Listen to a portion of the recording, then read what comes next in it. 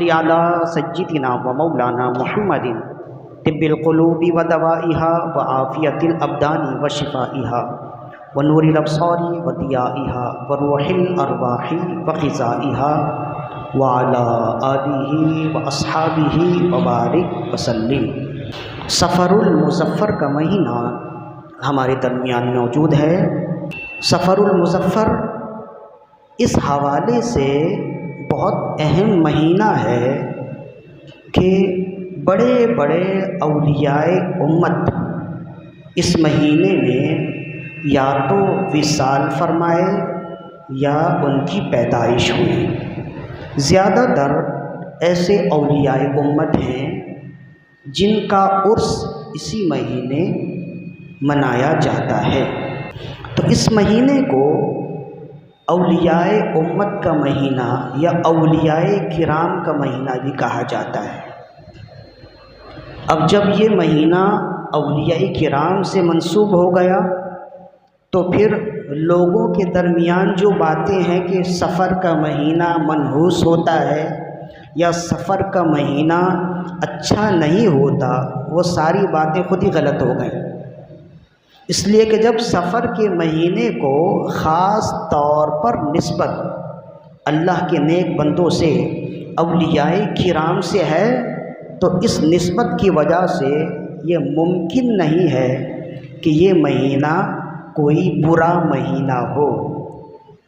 ایک اور دوسری بات یہ ہے کہ اس مہینے کو نسبت اور بہت سے اولیاء امت سے ہے، خاص طور پر 25 سفر المظفر امام اہل سنت اعلیٰ حضرت رحمۃ اللہ علیہ کا بھی یوم وصال ہے۔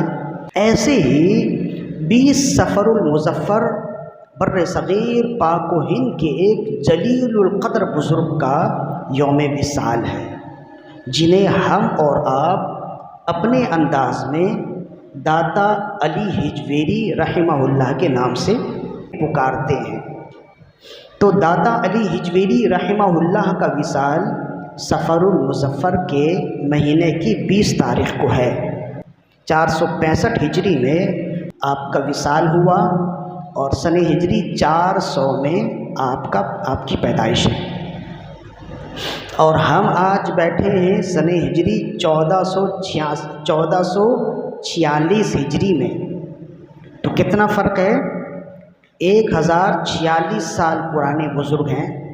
تو داتا علی حجویری رحمہ اللہ بر صغیر پاک و ہند کے ایک انتہائی معتبر اور پرانے بزرگان دین میں سے ہیں، یا یوں کہہ لیجئے کہ چند بزرگان دین کو نکال کر سب سے زیادہ پرانے بزرگوں میں آپ کا شمار ہوتا ہے داتا علی حجویری رحمہ اللہ۔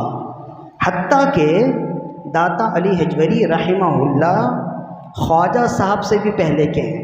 داتا علی حجویری رحمہ اللہ پیدا ہوئے سن ہجری 400 میں اور آپ کا وصال ہوا سن ہجری 465 میں، اور خواجہ صاحب پیدا ہوئے ہیں سن ہجری 530 اور 37 میں۔ خواجہ صاحب پیدا ہوئے ہیں سن ہجری 537 میں، یعنی داتا صاحب کے وصال کے تقریباً 60-65 سال کے بعد خواجہ صاحب پیدا ہوئے ہیں۔ اور اسی وجہ سے خود خواجہ غریب نواز رحمہ اللہ بھی جب آپ نے دورہ کیا نا، مختلف ملکوں کا دورہ کیا نا، تو پھر دورہ کرتے ہوئے آپ یہاں لاہور بھی آئے خواجہ صاحب، اور داتا صاحب کے مزار پر انہوں نے 40 دنوں تک چلہ کشی کی، اور وہ چلہ گاہ خواجہ غریب نواز آج بھی داتا صاحب کے مزار میں ایک مبارک جگہ موجود ہے، جہاں پہ لوگ جاتے ہیں، دعائیں کرتے ہیں، برکتیں لیتے ہیں۔ تو وہیں سے جب خواجہ صاحب چلے تھے نا، تو آپ نے یہ 2 جملے کہے تھے داتا صاحب کے لیے، جو آج ایسے بن گئے کہ ہر خاص و عام داتا صاحب کو انہی جملوں سے یاد کرتا ہے۔ گنج بخش فیض عالم مظہر نور خدا، ناقصارا پیر کامل، کاملارا رہنما۔ یہ آپ نے یہی خواجہ صاحب نے یہ لکھا تھا، اور آج بھی داتا صاحب کے مزار پر یہ لکھا ہوا ہے۔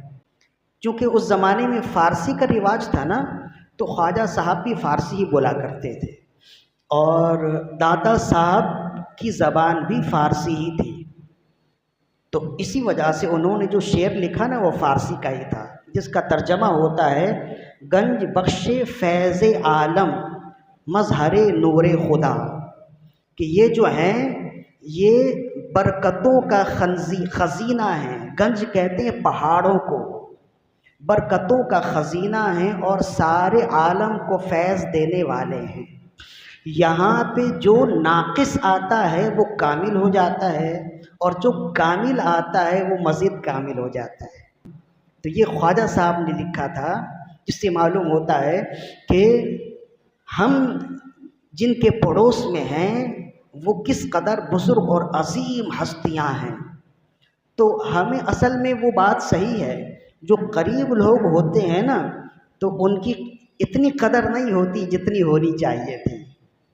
تو ہم سے اگر کوئی پوچھے غوث اعظم رضی اللہ عنہ کے بارے میں ہم بتا دیں گے، ہم سے اگر کوئی پوچھے معروف کرخی رحمہ اللہ کے بارے میں تو ہم بتا دیں گے، ہم سے اگر پوچھے کوئی دور کے بزرگان دین کے بارے میں تو ہم بتا دیں گے، لیکن جب اگر ہم سے کوئی پوچھے داتا صاحب کے بارے میں، ہمیں اتنا علم نہیں ہے، خواجہ صاحب کے بارے میں اتنا علم نہیں ہے، بابا فرید گنج شکر رحمۃ اللہ علیہ کے بارے میں اتنا علم نہیں ہے، شیخ نظام الدین اولیاء رحمۃ اللہ علیہ ان کے بارے میں اتنا علم نہیں ہے۔ یہ سب ہمارے قریب کے بزرگان دین ہیں، جیسے ان بزرگان دین کے بارے میں ہمیں معلومات ہیں، ان کے بارے میں بھی معلومات ضرور ہونی چاہیے۔ تو داتا علی حجویری رحمہ اللہ کے بارے میں سب سے پہلے تو یہ سمجھ لیں کہ صفر المظفر کی 20 تاریخ آپ کا یوم وصال ہے۔ اس حوالے سے ساری دنیا میں جہاں جہاں آپ کے چاہنے والے ہیں، بحمد اللہ اللہ کے نیک بندوں کے چاہنے والے دنیا کے کونے کونے میں موجود ہیں، تو ہر جگہ ان کے نام کی نظر و نیاز اور ان کا ذکر خیر کیا جاتا ہے، ان کے کارنامے کارہائے نمایاں بیان کیے جاتے ہیں اور کیے جانے بھی چاہیے۔ تو داتا علی حجویری رحمہ اللہ کا نام علی ہے، اور آپ کے والد صاحب کا نام عثمان ہے۔ غزنی ایک بہت بڑا شہر ہے، اسی شہر کا ایک علاقہ ہے، اس علاقے کا نام حجویر ہے یا ہجویر ہے، تو وہیں آپ کی رہائش تھی، وہیں آپ پیدا ہوئے، اس وجہ سے آپ کے نام کے ساتھ حجویری یا ہجویری لگاتے ہیں۔ غزنی افغانستان کا ایک بہت بڑا شہر ہے، جیسے قندھار بہت بڑا شہر ہے نا، ویسی غزنی بھی بہت بڑا شہر ہے افغانستان کا۔ وہیں داتا علی حجویری رحمہ اللہ پیدا ہوئے۔ جس وقت آپ چھوٹی عمر میں تھے وہ وقت تھا محمود غزنوی کا، سلطان محمود غزنوی، جن کے نام سے ساری دنیا جنہیں ان کے نام سے بھی جانتی ہے، ان کے کام سے بھی جانتی ہے، سلطان محمود غزنوی۔ اور سلطان محمود غزنوی سے زیادہ ان کے جو خاص غلام تھے ایاز، لوگ انہیں جانتے ہیں، جن کے بارے میں علامہ اقبال نے بھی لکھا نا کہ آ گیا وقت لڑائی میں جب وقت نماز، قبلہ رو ہو کے کھڑی ہو گئی قوم حجاز، ایک ہی صف میں کھڑے ہو گئے محمود و ایاز، نہ ہی کوئی بندہ رہا نہ کوئی بندہ نواز، یعنی آقا اور غلام دونوں ایک ہی صف میں کھڑے ہو جاتے تھے۔ تو یہ جو ہے نا، آپ کے تو بہت سے غلام تھے محمود غزنوی کے، ایک غلام تھے ایاز، جن کا نام بہت آتا ہے، جن کی خدمات بہت ہیں۔ ہندوستان کے سب سے پہلے نگران یہی بنائے گئے حضرت ایاز، ان کا مزار بھی لاہور میں ہے، جانے والے جاتے ہیں لیکن گمنام مزار ہے، اگر بہت تلاش کریں گے تو ان کا مزار مل جائے گا، ورنہ مشکل ہے ملنا۔ اچھا، یہاں ایک بات اور بھی سمجھ لیجئے کہ داتا علی حجویری رحمہ اللہ جس شہر میں پیدا ہوئے وہ اس شہر کا نام ہے غزنی، اور غزنی شہر افغانستان کا ایک شہر ہے۔ اس سے یہ بات ثابت ہو گئی کہ داتا علی حجویری رحمہ اللہ نسلاً افغانی تھے، اب ہمارا معاملہ اور ہماری یوں سمجھ لیجئے کہ کم علمی یہ ہے یا دین سے دوری کی وجہ سے اب ہمارا نظریہ اتنا خراب ہو گیا کہ جب ہم تعصب پسندی میں آئیں تو پڑوس میں اگر کوئی پٹھان ہو تو اس سے نفرت کریں، جب تعصب پسندی اور لسانیات پر آ جائیں، پڑوس میں کوئی سندھی ہو تو اس سے نفرت کریں، اور جب عقیدے میں آ جائیں تو ایک افغانی کو اپنا سید و سردار بنا لیں۔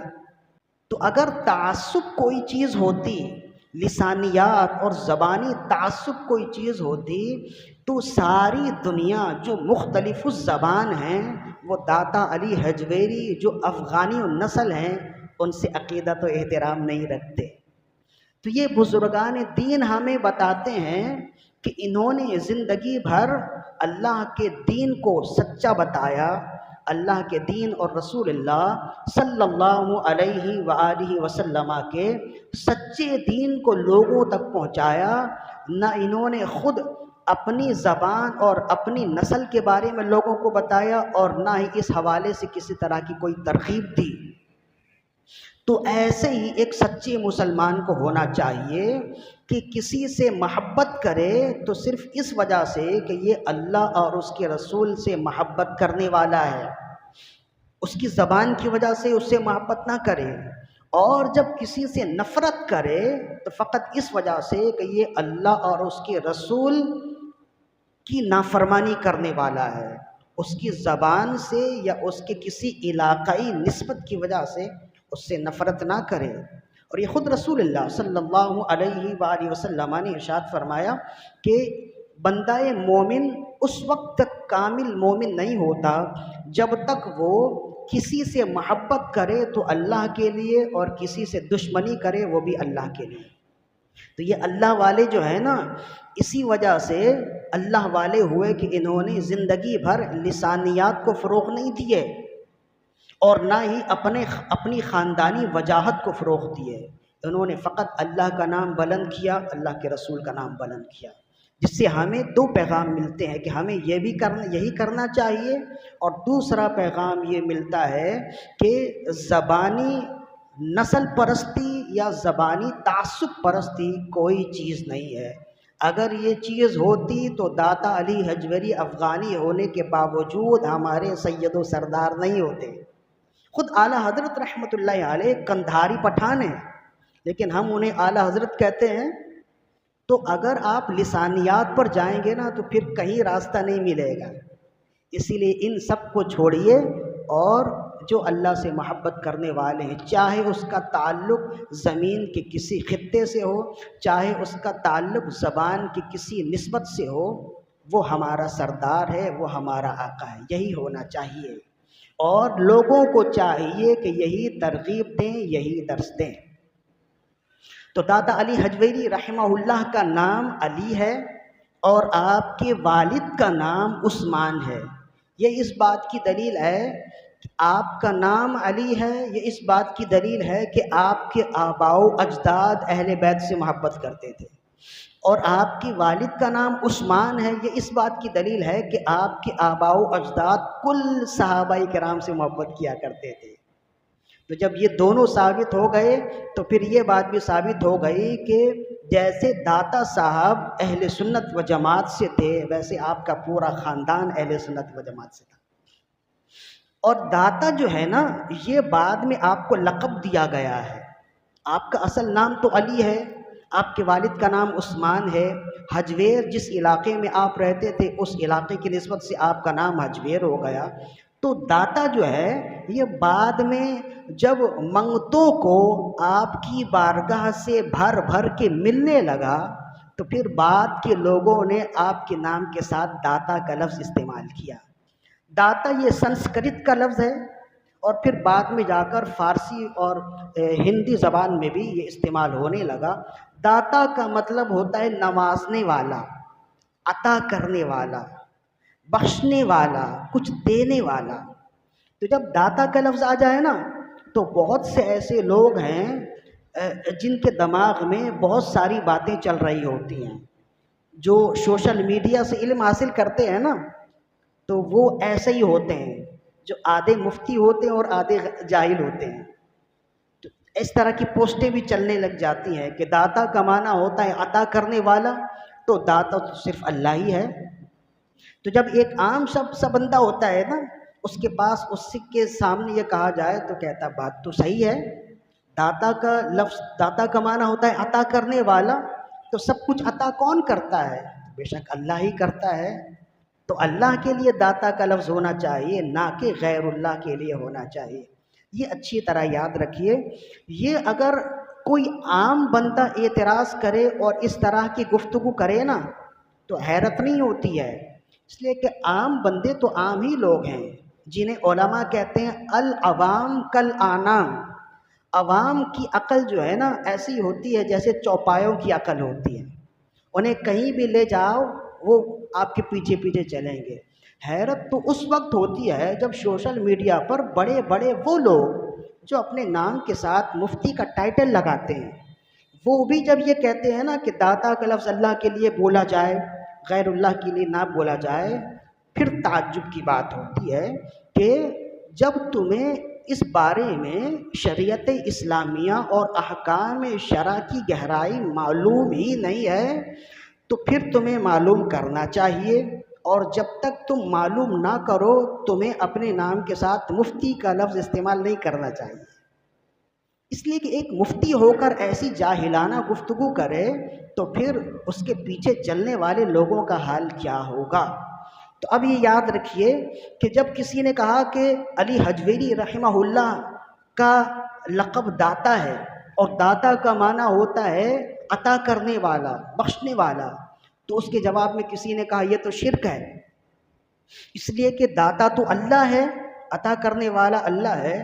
تو یہ اچھی طرح یاد رکھیے کہ شریعت اسلامیہ میں، دین اسلام میں ایک قاعدہ ہے، صفت کا اعتبار موصوف کے ساتھ ہوتا ہے.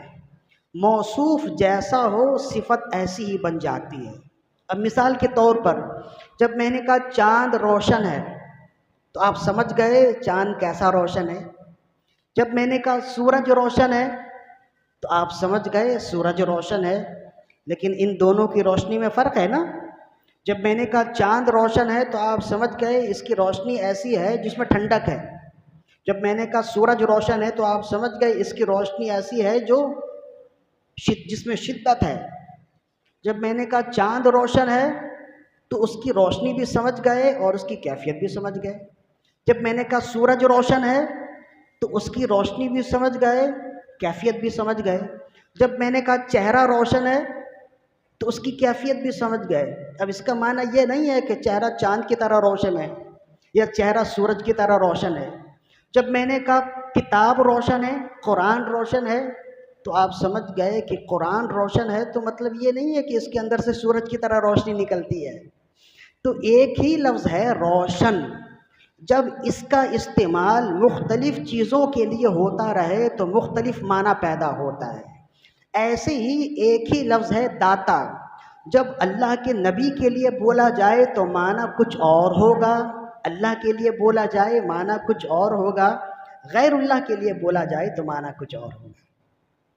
اسی کو کہتے ہیں صفت کا اعتبار موصوف سے ہوتا ہے. اس کو ایک اور آسان لفظ سے سمجھ لیجئے.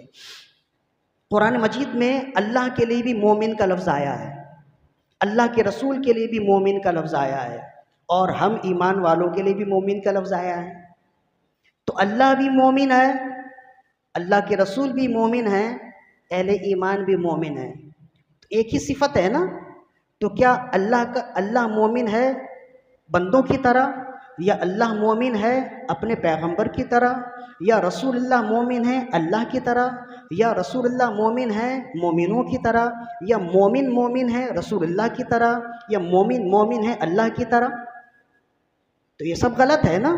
تو کہیں گے جب ایمان مومن ہونے کی نسبت اللہ کی طرف کی جائے تو معنی کچھ اور ہوگا، جب مومن ہونے کی نسبت اللہ کے رسول کی طرف کی جائے تو معنی کچھ اور ہوگا، جب مومن کی نسبت ایمان والوں کی طرف کی جائے تو معنی کچھ اور ہوگا. جب کہا جائے اللہ مومن ہے تو معنی ہوگا اللہ امن دینے والا ہے، اور جب کہا جائے اللہ کے رسول مومن ہیں تو معنی ہوگا اللہ کے رسول اللہ سے ایمان لینے والے ہیں، اور جب کہا جائے اہل ایمان مومن ہیں تو معنی ہوگا ایمان والے رسول اللہ سے ایمان لینے والے ہیں۔ فرق ہوا نا؟ حالانکہ صفت تو ایک ہی ہے، نام تو ایک ہی ہے۔ تو جیسے اللہ مومن ہونے کے باوجود انسان بھی مومن ہے، اللہ کے رسول بھی مومن ہے، اور اس میں کوئی فرق، اس میں کوئی حرج نہیں ہے، ایسے ہی اللہ بھی داتا ہے اور علی حجویری بھی داتا ہے، اس میں بھی کوئی فرق نہیں ہے۔ اللہ داتا ہے، اللہ عطا کرنے والا ہے، اس کا معنی ہے اللہ بغیر کسی کی مدد کے عطا کرتا ہے، اور علی حجویری داتا ہیں، عطا کرنے والے ہیں، مطلب یہ ہے کہ وہ اللہ سے اور اللہ کے رسول سے لے کے اللہ کے بندوں کو عطا کرتے ہیں۔ بس یہ چھوٹی سی اور سادی سی بات ہے، اتنی چھوٹی اور سادی سی بات جو 5 منٹ میں آپ سمجھ گئے، وہ لوگ کیوں نہیں سمجھ سکے؟ تو اس کا مطلب یہ ہے کہ یا تو وہ سمجھتے نہیں، یا صحیح معنوں میں سمجھنا آتا نہیں، یا وہ سمجھنا چاہتے نہیں، یا لوگوں کو سمجھانا چاہتے نہیں۔ اس لیے کہ اگر سمجھانا چاہیں گے تو جھگڑا ہی مک جائے گا، اور جب جھگڑا ختم ہو جائے گا تو پھر ان کی دکانداری کیسے چلے گی؟ لہذا ایسے لوگوں سے بچیں، اس لیے کہ صفت کا اعتبار جو ہے نا وہ موصوف کے ساتھ ہوتا ہے۔ پوری دنیا میں ہر زبان میں یہی قاعدہ ہے۔ بھائی قائد اعظم محمد علی جناح کہتے ہیں نا، کبھی دماغ میں آیا قائد کا مطلب ہوتا ہے سردار، اور اعظم کا مطلب ہوتا ہے سب سے بڑا سردار، تو مسلمانوں کا سب سے بڑا سردار تو محمد رسول اللہ ہیں۔ آپ کے نام کے ساتھ قائد اعظم لگانا چاہیے تھا، تو محمد علی جناح کے ساتھ کیوں ہے؟ کوئی سوچتا ہے ایسا؟ تو کوئی بھی اگر کہے گا تو آپ کہیں گے کہ وہ اس زمانے کی بات ہے، ان کے بارے میں جو کہتے ہیں قائد اعظم، یہ اس وجہ سے کہتے ہیں کہ تحریک آزادی پاکستان میں مسلمانوں کے قائد یہی تھے، تو اس وجہ سے جب پاکستان وجود میں آ گیا تو ان کے نام کے ساتھ اس زمانے کے علماء اور فضلاء نے ان کے نام کے ساتھ قائد اعظم کا لفظ لگا دیا۔ تو یہ کوئی بھی نہیں سوچتا نا۔ تو جب ان ساری باتوں میں جب سوچ اس طرف جاتی نہیں ہے تو پھر داتا علی حجویری میں سوچ کیوں جاتی ہے؟ تو اس کی وجہ یہی ہے کہ جب انسان گمراہی کی طرف چلا جائے اور گمراہی پھیلانے کی طرف چلا جائے نا تو اس کا دماغ مکھی کی طرح کام کرتا ہے۔ پورا جسم صحیح سلامت ہو، ایک جگہ اگر زخم ہو نا تو مکھی پورے جسم کو چھوڑ کر اسی زخم کی جگہ پر بیٹھتی ہے۔ تو اگر کسی کی ایسی سوچ ہو جائے نا تو اس سوچ کو بیمار ذہنیت کہتے ہیں۔ اسے خود بھی رکنا چاہیے، دوسرے لوگوں کو بھی اس سے رکنا چاہیے۔ تو جو سوشل میڈیا میں اس طرح کی گفتگو کرے نا تو آپ سمجھ جائیں کہ یہ بیچارہ بیمار ہے، اور بیماری کی وجہ سے ہی ساری گفتگو کر رہا ہے، اسے خود بھی نہیں پتا کہ یہ کیا کہہ رہا ہے۔ بالکل ایسے ہی جیسے کوئی بخار کا مریض ہو جائے، بخار کا مرض جب صحیح ہو جائے نا چند ایک دنوں تک اس کی زبان کڑواہٹ کا شکار رہتی ہے، میٹھی چیز بھی اس کی زبان میں کڑوی لگتی ہے۔ تو جو بیمار ہو جائے نا تو میٹھی چیز بھی اس کی زبان میں کڑوی لگتی ہے۔ ایسے ہی جو عقیدے کا بیمار ہو جائے نا تو یہ ساری باتیں بھی اس کی زبان میں کڑوی لگتی ہیں۔ حالانکہ جو صحیح عقیدے والا ہو تو اس کی زبان میں یہ ساری چیزیں مٹھاس لگتی ہیں۔ تو صحیح عقیدہ رکھیں گے، میٹھے لوگوں کے ساتھ رہیں گے تو عقیدے میں بھی مٹھاس آ جائے گی۔ تو داتا علی حجویری رحمہ اللہ کے حوالے سے مزید اور بھی بہت ساری باتیں ہم نے کرنی تھی، اب تو وقت گزر گیا، وقت تو ختم ہو گیا، بس اس میں چند باتیں ہیں۔ ایک تو یہ ہے کہ داتا صاحب علی حجویری رحمہ اللہ کا نام علی ہے، آپ کے والد گرامی کا نام عثمان ہے، آپ افغانستان کے مشہور شہر غزنی میں پیدا ہوئے اور پھر یہاں آپ کا وصال ہوا۔ یہ ایک الگ بات ہے کہ جب آپ غزنی میں پیدا ہوئے، کہاں افغانستان، کہاں لاہور، دریائے راوی کے کنارے، تو یہ ایک الگ گفتگو ہے۔ انشاءاللہ وقت آنے پر اس گفتگو کو بھی ہم انشاءاللہ پوری کرنے کی کوشش کریں گے۔ خواجہ داتا علی حجویری رحمہ اللہ یہ اہل طریقت میں سے ہیں، لیکن اس زمانے میں غوث اعظم رضی اللہ عنہ کا دور نہیں تھا۔